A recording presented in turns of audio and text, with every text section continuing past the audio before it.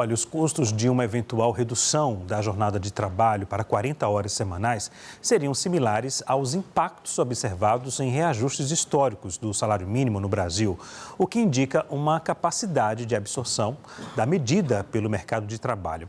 Essa conclusão é de uma nota técnica publicada nesta terça-feira pelo Instituto de Pesquisa Econômica Aplicada, que analisa os efeitos econômicos da eventual redução da jornada. Vamos ampliar esse debate do fim da escala 6x1 com o professor de Economia da Fundação Getúlio Vargas, Alberto Azental, a quem eu agradeço pela presença aqui no SBT News. Muito boa noite, professor. Leandro, boa noite e a todos que nos acompanham. Professor, a iniciativa é positiva pensando no bem-estar do trabalhador?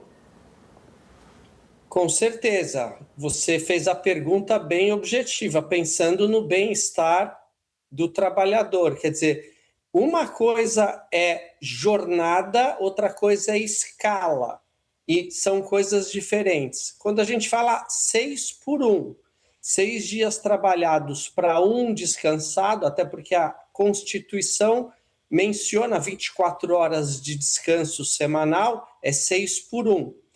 É diferente a escala da jornada. Quando você diminui 6x1 para 5x2, necessariamente você fala numa redução da jornada de 44 horas, que é o máximo que a Constituição permite de trabalho semanal, para 40 horas semanais. São 5 dias por semana, com o máximo de 8 horas por dia.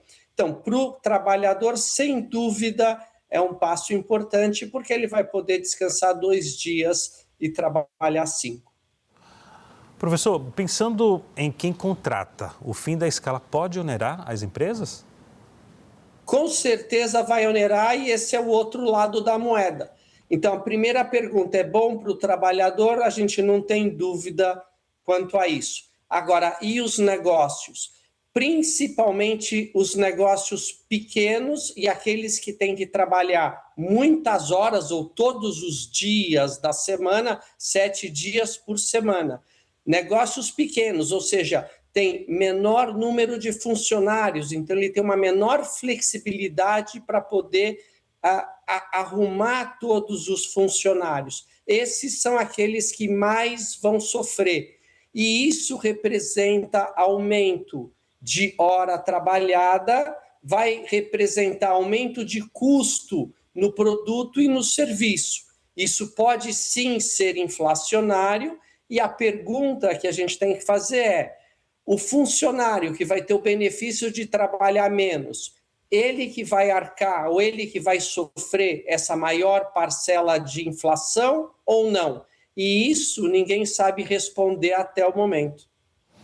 Professor, o fim da escala vem em um bom momento após a aprovação da reforma tributária pelo Congresso Nacional ou não? Carece de uma reforma mais aprofundada e rápida, né?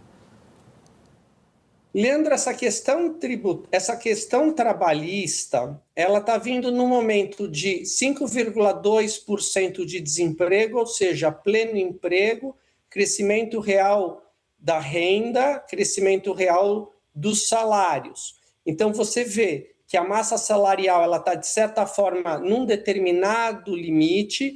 Pode ser que o aumento dos salários, a partir desse momento, eles podem gerar uma pressão inflacionária, tanto que a gente fala que a inflação dos serviços é aquela que está mais difícil de ser debelada, e faz sentido que o atual governo atua nessa linha, porque é uma linha que esse governo defende bastante. Agora, pode ser que não necessariamente seja o momento mais apropriado, tendo em vista todo esse cenário que a gente vivencia. Agora, professor, do ponto de vista econômico, o fim da escala pode aquecer a economia ou não? Olha, num primeiro momento, o que você vai ter é o mesmo ganho por menos horas trabalhadas. Então, de certa forma, o trabalhador não vai receber mais, porque ele vai ganhar igual e trabalhar menos. Ele vai ganhar mais por hora. Eventualmente, as empresas vão precisar recorrer a uma das duas soluções, ou contratar mais mão de obra, ou recorrer à automatização e novos processos e uma tecnologia superior. Agora, professor, as empresas falam que terão dificuldade, questão financeira, porque terão que contratar mais gente. E muitas empresas reclamam da carga tributária do país, por isso que falam na necessidade de fazer, novamente, mexer na questão tributária do país. O senhor acha que essa seria a saída para o Congresso Nacional tentar aprovar essa matéria? Porque atende de um lado e, ao mesmo tempo, atenderia do outro lado? Leandro, é interessante isso quando você vê só um lado, né? Quando você defende só um lado da questão, parece que é tudo ótimo. Mas quando você vê o conjunto, você percebe a complexidade da questão e como a economia ela é complexa.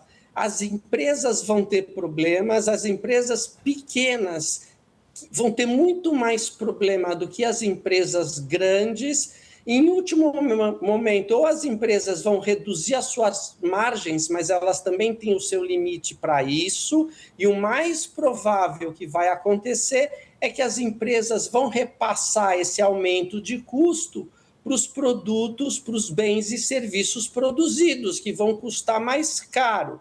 A hora que custa mais caro, você tem um processo inflacionário, principalmente no momento atual, que você está em mínimas históricas de desemprego, e a pergunta é, você tem um ganho claro para determinada faixa de trabalhadores e um pagamento difuso que toda a sociedade vai pagar por bens e serviços mais caros.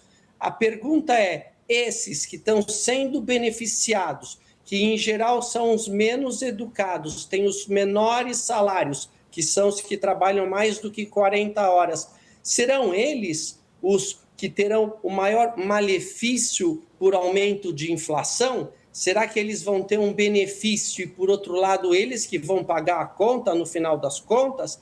Isso ainda ninguém respondeu. Agora, professor, uma outra dúvida. Caso seja aprovado, aí eu acredito que seja isso possa mexer, possa estar lá no texto ou não, mas esse critério vai depender da empresa que contrata o funcionário, né? Ou não. Cada empresa vai ter que seguir a norma. Porque pode ser também um acordo contratual com o funcionário.